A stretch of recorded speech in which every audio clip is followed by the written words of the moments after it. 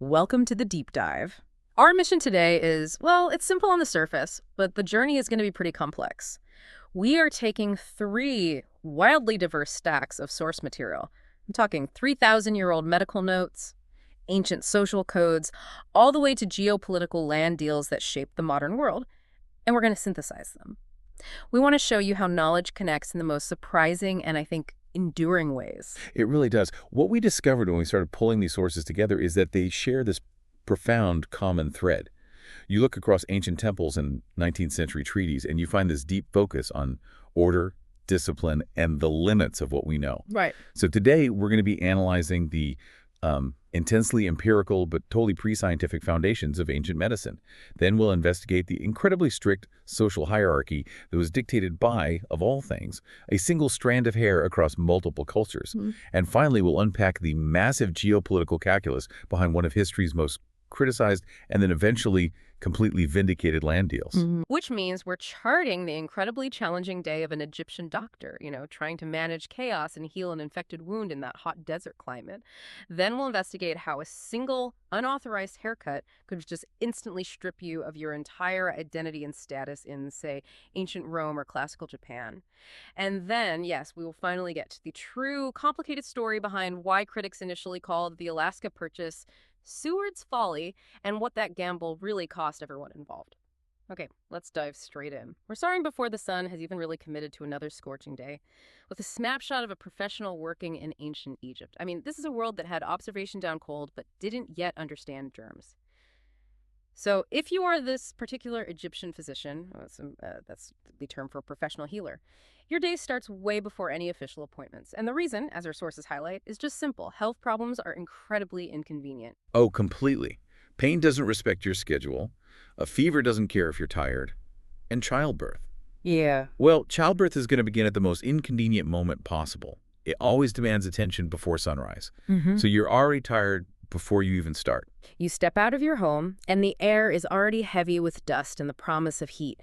And what's immediately clear from the sources is the internal conflict this doctor faces from the get-go. Absolutely. They know the day is going to involve the physical mess of it all, blood, pus, sweat, but also that universal patient problem.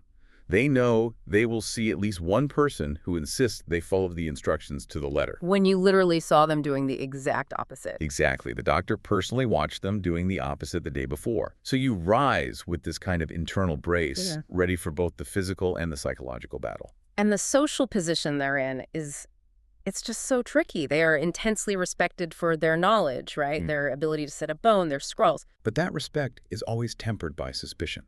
They're trusted. But if something goes profoundly wrong, if the patient dies, the culture's belief system kicks in.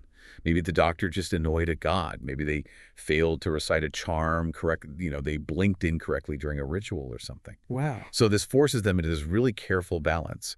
They have to project this supreme confidence to reassure the patient, but at the same time maintain this deep, ritualized humility toward the gods. And that combination, that confidence and humility, it's encoded in their morning ritual. Washing. It's essential. It is, but it goes so much deeper than just hygiene. They wash thoroughly, not because they get the concept of microscopic bacteria that's millennia away. It's because of ma'at. For them, cleanliness equals order.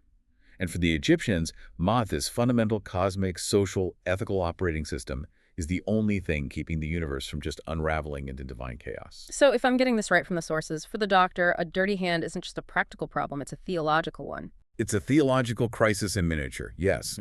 Every bit of filth or chaos risked inviting the gods' displeasure, causing the cosmos to wobble on its axis. So hand washing becomes this profound, disciplined, cosmic act. Precisely. It's a statement. It says, I am actively participating in maintaining universal order, therefore my work here is legitimate.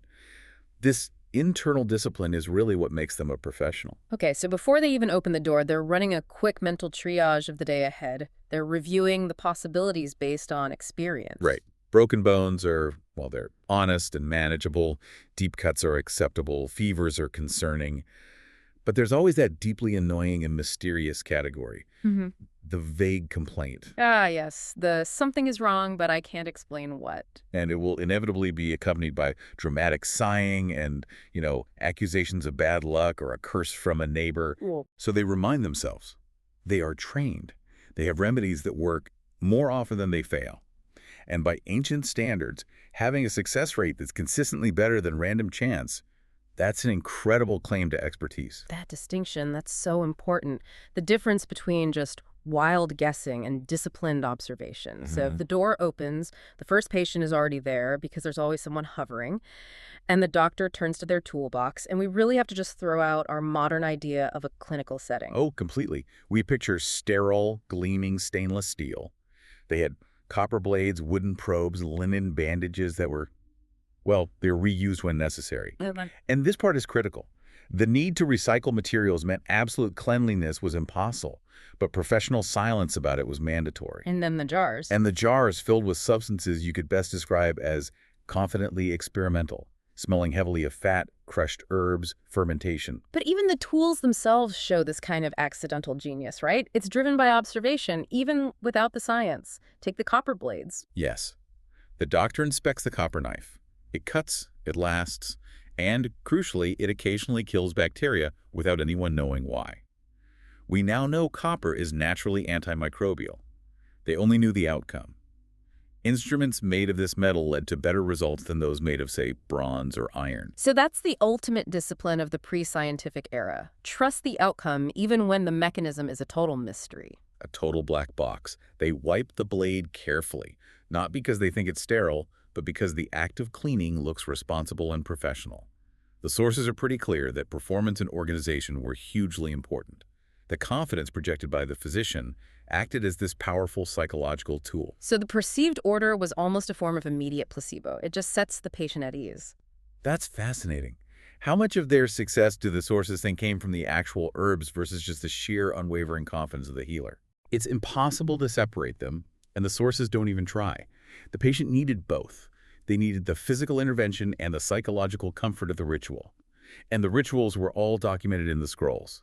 These are not just abstract theory or magic spells, they are the heart of their empiricism. Right, these famous scrolls, the Edwin Smith Papyrus, the Ebers Papyrus, they are meticulous. They're written in this careful language of people who have seen things go profoundly wrong. They detail symptoms, treatments, and most importantly, prognosis. They categorize injuries. An ailment I will treat, an ailment I will contend with, and an ailment I will not treat. And that last category is so key to their discipline. It represents the limits of their knowledge. They weren't afraid to say, "This is beyond my ability." Sure. The records are purely observational. Someone tried this remedy, someone lived, someone didn't. Notes were taken on the color of the fluid, the heat of the body, the shape of the swelling. This reliance on repetitive observation and detailed records is what separates this medical practice from just pure unguided magic. But if they were so focused on observation, did they ever manage to separate correlation from causation? I mean, did they ever write down some truly ridiculous remedy that seemed to work just because the patient got better anyway and they had no idea why?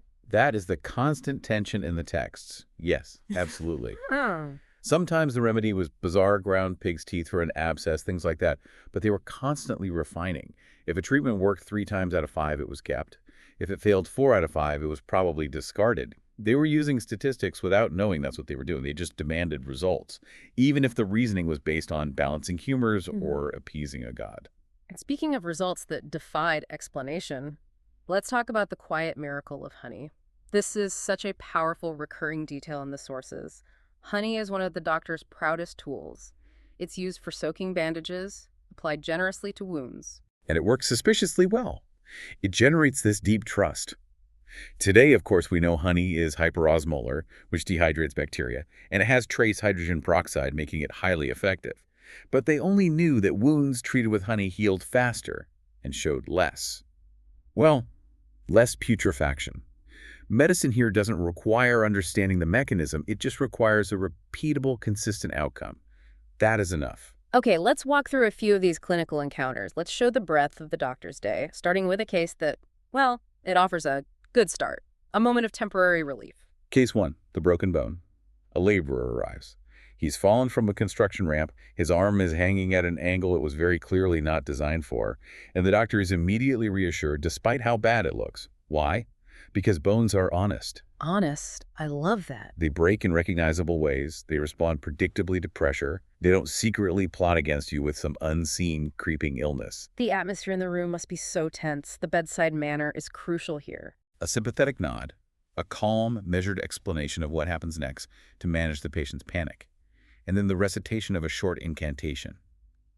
The incantation isn't strictly necessary for the bone, but as one source notes, it's extremely necessary for everyone else in the room because panic just makes the job harder. And the setting process itself is described with this raw, brutal clarity in the older texts. The dull, wet sound as the pieces align. It's a sound that makes everyone in the room sort of reconsider their life choices and makes the patient gasp. And here's the key professional detail. The doctor does not apologize for the pain. Apologies invite doubt about the necessity of the act.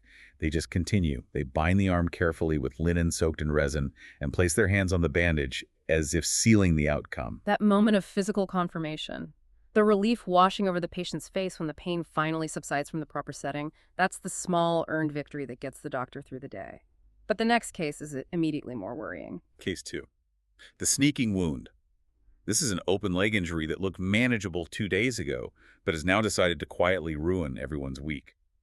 They recognize the signs, the local increase in redness, the swelling that feels hard, the heat radiating from the skin, even without the concept of infection to curse under their breath. They just know the body is fighting something unseen. And this is where their practical knowledge takes over. They clean the wound thoroughly.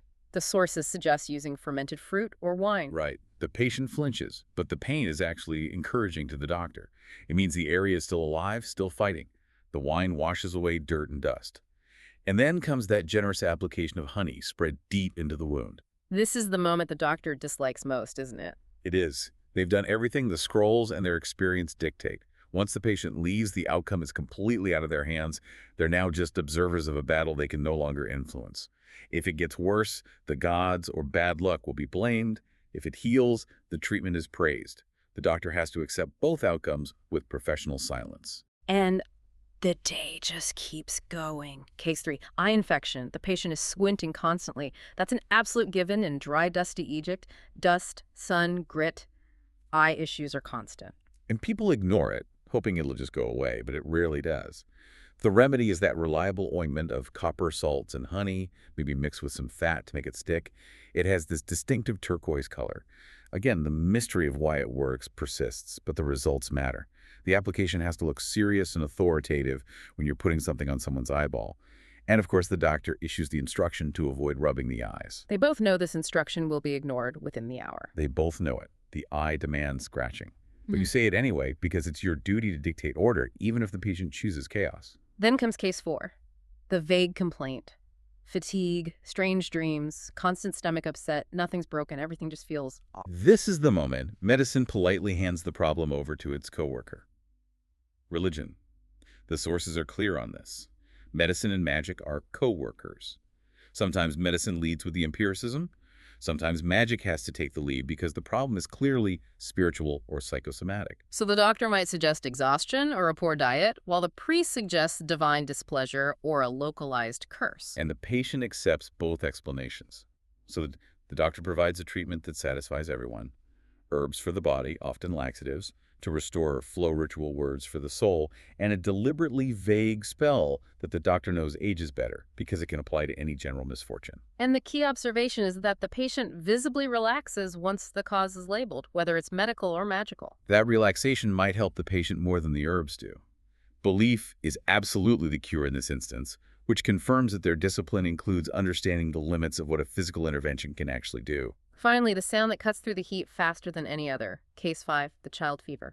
Unpredictable, stubborn, and just deeply unfair. The parent is visibly anxious, answering questions too quickly, sometimes contradicting themselves out of sheer fear. It's a human reaction that makes the doctor's work even harder. So they have to proceed gently. Very gently. Children are not small adults. What helps a grown laborer could overwhelm a child completely. They speak softly because calm spreads. The weight of that parental trust is heavier than any diagnosis. The treatment is often gentle, a poultice, specialized milk, and a quiet prayer that the doctor performs quickly, mostly for reassurance, not for some big theatrical display. And the outcome of that child's case, that follows the doctor through the rest of the day, it just lives in the back of their thoughts. So as the intense afternoon heat finally settles in and the line of patients thins out, the doctor performs the quiet act that separates the disciplined healer from the amateur. Writing things down, not dramatically, not poetically, but carefully, methodically, onto a fresh sheet of papyrus. The principle is simple. Memory lies, but ink usually doesn't. This is the critical final act. They are standing at the absolute beginning of medicine as a formal discipline. Record keeping is survival. They document the symptoms, the remedies used, the observed reaction, the outcome probabilities. This accumulation of experience is how medicine advances. They start to notice patterns. Certain wounds heal faster with honey. Certain joint pains reliably follow bad beer and bad decisions. And that reflection just confirms the goal. Consistency. Refusing to surrender to chaos. They leave not as a miracle worker, but as a professional guided by observation and discipline. And before we leave this practitioner, if we look at the bigger picture, the enduring legacy of this ancient Slunwo is that systematic approach, the dedication to collecting empirical data. They are the foundation for future generations, practicing a discipline where consistency of effort mattered more than the magic they sometimes had to perform. It's fascinating how the Egyptian doctor used that internal discipline, cleanliness, record keeping, to manage the chaos of the body. Now, if we move across time and culture, we find societies using a very visible external discipline hair to manage the chaos of identity. We shift now from internal discipline to external identity. We're diving into a stack of sources that treat hair not as decoration, but as humanity's earliest, most immediate identity system. Your hair spoke for you the moment you walked into a room. It announced your status free or earned, your religion, your military rank. Hair was just immediate, visible information. So to cut it, braid it, style it, or cover it was this deliberate, profound act. It announced social control. Absolutely. Hair sat right at the boundary of order-controlled, neat, styled hair signaled conformity, social integration, discipline, and chaos. Unbound hair signaled grief or madness or rebellion. Because hair frames the face, it was treated as this powerful, symbolic extension of the self. And crossing established gender boundaries through hair that threatened the stability of the whole system. It did. A man adopting an elaborate feminine style or a woman cutting her hair short against the custom could unsettle things not just because of fashion, but because it blurred the clear categories that these societies depended upon for stability. Hair was highly public. You couldn't hide it easily, which made it the perfect, visible tool for signaling loyalty, faith, and obedience. And this focus on control is immediately obvious when we look at ancient Egypt. The wig as architecture and propaganda. Because of the intense climate and sanitation challenges, most ordinary Egyptians just shaved their heads. Then they replaced their natural hair with wigs made of human hair, plant fiber, or wool. This wasn't for disguise. It was explicitly for control. The wig replaced the unruly, sweaty, natural hair with something ordered, deliberate, and manageable. The head became a billboard of rank. Wigs were meticulously curled, often scented with these cone-shaped perfumes that would melt over the course of the day. Their size and quality immediately told you a person's social standing. To wear a high-quality wig was to declare that you had mastered yourself and your environment. And the spiritual discipline was even stricter. Priests took this mandate even further by shaving their entire bodies, head, face, everything. Yes, because hair was considered animal earthly, a link to the mundane world. Removing it was an act of profound purification. It signaled spiritual discipline and closeness to the divine forces of Mahat. At the royal level, the styling just becomes overt propaganda. Pharaohs wore these highly stylized wigs and the famous braided false beards, not to look natural, but to look eternal. Right, claiming an authority that transcended their age or even their gender. The beard, regardless of whether the ruler was a man or a woman like Hatshepsut, was a static, unchanging symbol of sovereignty. Now let's contrast that with the early days of ancient Rome. Simplicity, virtue, and scrutiny. For Roman men, especially during the Republican period, short, controlled hair, often military, and style signaled discipline, seriousness, and moral austerity. Simplicity was power. It was virtus. They viewed excessive styling on a man with deep suspicion. Overly curled or long hair was associated with foreigners, the morally weak, or those who embraced Greek decadence, the opposite of Stoic Roman virtue. The sources suggest a man who spent too much time at the barber was neglecting his civic duties. But the scrutiny was intensely gendered, wasn't it? Women were expected to use their hair to display status. Oh, massively so. Elite women wore these elaborate coiffures that often required hours of specialized labor and the use of ornitresses and enslaved hairdressers. The complexity of styles like the tutulus, that high cone shape, or these intricate braided beehives. It was a massive status symbol. Yet that visibility made them targets for the moralists. All the time. Authors like Tacitus and Juvenal viciously attacked fashionable hairstyles as signs of excess and corruption. They'd say the money spent on a single hairdo could buy a small farm. And loose or uncovered hair, unless you were in mourning or very young, implied impropriety or rebellion. A Roman woman's hair was expected to be structured and bound. And the state understood the power of hair as a direct tool of punishment. They knew that stripping someone's dignity could be faster and more public than any legal document. Slaves were typically cropped or shaved to make their subjugated status immediately visible. Criminals, prisoners of war, and women found guilty of adultery could have their hair cut or shorn for public humiliation. It instantly stripped them of their social standing. Your status was literally written on your scalp, visible to everyone. Okay, moving north, we get the Viking balance, cleanliness and ferocity. We have this image of Vikings as wild, unkempt warriors, but that's mostly a stereotype from their enemies. It is. The archaeological evidence is very clear. Vikings cared intensely about personal appearance. Combs, often intricately carved, are among the most common personal items we find in graves. And sources from hostile parties even comment on their excessive cleanliness and neatness. Their hair was washed regularly, which was pretty unusual by early medieval standards. So braids were both functional, keeping long hair out of your face in a fight, and symbolic. Exactly. They signaled strength, marital status, honor. To have your hair pulled out or cut was a profound insult that could trigger a legal duel to the death. But they were also savvy strategists. They understood the stereotypes about northern barbarians. And they used them. Elaborate styles, sometimes with shaved sides, and these dramatically maintained beards became intentional theater. It was used to project both fear and dominance during raids. They were leaning into the image of the terrifying groomed warrior. It was psychological warfare. Finally, let's jump across to classical Japan, where the focus was intensely on discipline and continuity. Hair was treated as a moral and social extension of the body. For court women, long, straight, carefully maintained hair kurikami, it signaled leisure and insulation from manual labor. It was a measure of undeniable high privilege. It was this visible burden of beauty that required intense time and dedication, which proved you didn't need to work. And on the flip side, careless grooming, a single stray hair, that implied moral laxity. Or personal disorganization, yes. The core principle was restraint. A controlled, disciplined exterior reflects a controlled, disciplined mind and an ordered household. Which is why the removal of hair, like when becoming a monk or a nun, was such a profound social rupture. It was huge. Hair symbolized continuity, lineage, and self-mastery. To remove it visually marked you as having stepped out of alignment with social and familial expectations. It often signified a death to your previous life. So we've seen across all these cultures why hair was such an effective tool. It was immediate, it was visible, you couldn't hide it, and it was hard to argue away. Forcing the wrong style on someone was a way to publicly rewrite who they were allowed to be, stripping them of dignity and autonomy in an instant. And conquerors across history understood this very well.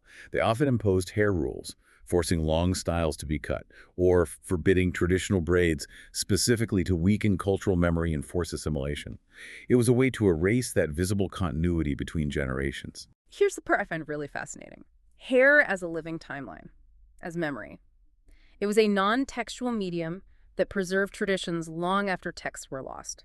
Parents styled their children's hair the way their parents had taught them, transmitting identity and belonging through hands and ritual, not through books. And that shared, unspoken understanding gave hair its immense power to define who belonged and who was the outsider. Our final dive takes us from that personal realm of ancient identity to the massive, complex world of geopolitics. We're moving to 1867, post-Civil War America, and the high-stakes land deal for Alaska. This is a moment in history that truly tests the limits of foresight and the moral cost of strategic brilliance. So when these discussions started in early 1867, the United States had just clawed its way out of the Civil War. The national focus was Reconstruction, managing massive debt, healing this deep internal division.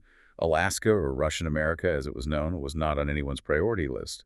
Most Americans saw it not as a prize, but as a mistake just waiting to happen. It was distant, unfamiliar, largely uninhabited by Americans. It was, as one source put it, less like land and more like a rumor. Just this huge, cold expanse with no clear economic purpose. And the price, $7.2 million, dollars, which is about 2 cents an acre, was mocked endlessly. Critics argued it was insulting to spend millions on an icy wilderness when the nation was still struggling to pay its own debts. The ridicule was relentless and immediate. You see these editorial cartoons depicting Secretary of State William H. Seward surrounded by icebergs and polar bears. The deal was famously dubbed Seward's Folly, Seward's Icebox, Wall Russia. It was framed as just useless space, too isolated for trade, too cold for agriculture, and dangerously close to British Canada, which could make it a huge, expensive military burden to defend. And crucially, the critics dismissed it as empty, barren land. They completely ignored the Tlingit, the Yupik, the Aleut, and other indigenous peoples who had lived there for millennia, who had active trade routes, and who certainly owned the land in their own eyes. The American media just saw a blank slate of ice. But if Americans saw it as worthless, Russia, specifically Tsar Alexander II and his ministers, saw it as a growing, dangerous liability. Their North American territory was impossibly stretched thin, incredibly expensive to supply, and strategically impossible to defend. The recent history had really cemented this fear for them. The Crimean War in the 1850s had exposed Russia's dramatic naval weakness. They knew, with absolute certainty, that if war broke out again with Britain, which was always a possibility, the powerful British Navy could just seize Russian America with relative ease. Russia would get nothing in return but debt and humiliation. So selling was just damage control and a quiet, strategic masterstroke. Exactly. Better to sell to a neutral or friendly power, the United States, than to lose it to your primary rival, Britain, for nothing. Furthermore, the Russians were making a calculation. Selling the land would place a massive American-owned territory directly next to British Canada. That's a key detail that's often overlooked. Putting the U.S. flag next door meant the Americans would now have to monitor that northern frontier. It complicated British strategy in North America, weakening a rival without Russia having to fire a single shot. And the whole deal really hinged on one person, Secretary of State William H. Seward. He was the ultimate long-term thinker in that post-war administration. He was driven by this vision of continental and global strategy, looking decades ahead and completely ignoring immediate public approval. Where his critics saw ice, Seward saw oceans. He saw vast resources, a crucial trade route to Asia, and an essential strategic foothold that would turn the U.S. into a two-ocean power with direct access to the North Pacific. He was playing a global game of influence, a kind of geopolitical chess game that nobody else was even seeing. But that vision brought enormous political risk. Seward had to push the deal in secrecy, knowing the political climate. He lobbied tirelessly, working late into the night to convince skeptical senators this wasn't a mistake. He argued that nations are built by foresight, not by caution or comfortable short-term budgets. The treaty narrowly passed the Senate by just one vote, and it was fueled as much by lobbying and patronage as by genuine conviction. That whole image, the secrecy, the intense lobbying, it speaks to the political discipline required to execute a vision that the public just can't grasp yet. And the actual handover in October 1867 was quiet, awkward, profoundly anticlimactic. The sources say there was very little enthusiasm on the American side. There's this unintentional metaphor captured in the historical accounts. As they were lowering the Russian double-headed eagle flag, it tangled on the pole. A moment of unexpected difficulty and uncertainty. And the American administration arrived with few resources and vague instructions. For years, Alaska just existed in this political limbo, often under chaotic military rule, totally neglected by Washington, D.C. And we have to focus on the human cost, which often gets glossed over in this narrative of strategic brilliance. The treaty, which transferred almost 600,000 square miles of land, was executed without consulting, naming, or protecting the thousands of indigenous peoples who lived there. Their ancestral land instantly became a commodity exchange between distant empires. Under that early, chaotic American military rule, traditional systems of governance were just disregarded. Land ownership was left undefined, which led to inevitable conflict. This instability led to massive social upheaval, displacement, disease outbreaks, unchecked violence from gold seekers and early settlers, and profound cultural damage from aggressive assimilation policies, like the notorious government-run boarding schools designed to erase identity and language. The strategic narrative focuses almost entirely on how little was paid and how much was gained. It often ignores that the land was treated as empty space when it was already home to sophisticated, millennia-old societies. The success of the purchase really can't be separated from the suffering it enabled. The eventual, undeniable vindication of Seward's vision began subtly. The first crack appeared with localized gold rushes in the late 19th century, drawing some attention and waves of exploitation. But the truly undeniable logic arrived with oil in the 20th century, particularly the vast reserves discovered under the North Slope, which ultimately underpinned billions in economic activity and long-term strategic wealth. And critically, the strategic value just exploded during the Cold War. Alaska became absolutely essential. It transformed into this critical frontline territory, a vast defensive shield, a forward listening post, and a crucial staging ground for forces against the Soviet Union. Military bases and infrastructure were built rapidly, and the purchase was no longer questioned. It was essential. So analyzing the moral complexity means you have to hold two conflicting truths at the same time. The purchase was, without a doubt, a massive strategic and economic triumph for the United States, but that success cannot be separated from its foundational consequences. It was a triumph built on the displacement and subjugation of the people who were already there. And that history reveals a pattern. That strategic brilliance often depends on distance. Distance from those affected, distance from the immediate financial consequences, and distance from the moral questions inherent in treating inhabited land as empty potential. So the Alaska Purchase wasn't pure folly or pure genius. It was a turning point driven by foresight. Seward was right about the potential, even if he couldn't predict the specific outcomes, like oil or the jet age. He just understood the value of strategic possibility over immediate comfort. And the history forces us to reconcile that strategic gain with the moral cost. Alaska today is a place of complex resilience and profound contradiction, constantly reminding us that history's greatest, most celebrated successes are often built on deep, unresolved questions. Tag outro. We've covered a remarkable amount of ground today. Moving from the microscopic to the continental, we saw the power of observation in that Egyptian doctor's methodical notes, the intense power of the symbol and the difference between a Viking braid and a Roman haircut, and the power of looking beyond the immediate in Seward's long-term geopolitical chess game. In every single segment, whether we were analyzing ancient anatomy or massive national geography, the common thread is that discipline and structure are essential for managing chaos and achieving enduring results. The doctor used professional discipline to bring order to illness, societies used hair discipline to bring order to identity, and Seward used political discipline and foresight to achieve a long-term strategic goal. It's truly amazing how connected these disparate threads of history are when you look closely. And thank you, as always, for sending in the sources that made this deep dive possible. And we'll leave you with this final provocative thought to explore on your own. The ancient doctor trusted the results. That quiet miracle of honeyworking, even without understanding the full scientific mechanism, the why. We now live in an era where advanced technology, especially AI, offers incredibly powerful results and solutions that we often cannot fully explain or see inside. So considering the doctor's purely results-driven perspective, should we today trust outcomes we can't fully understand, or does true, enduring knowledge still require knowing the why behind the success? Something to consider next time you see a profound solution without a clear explanation.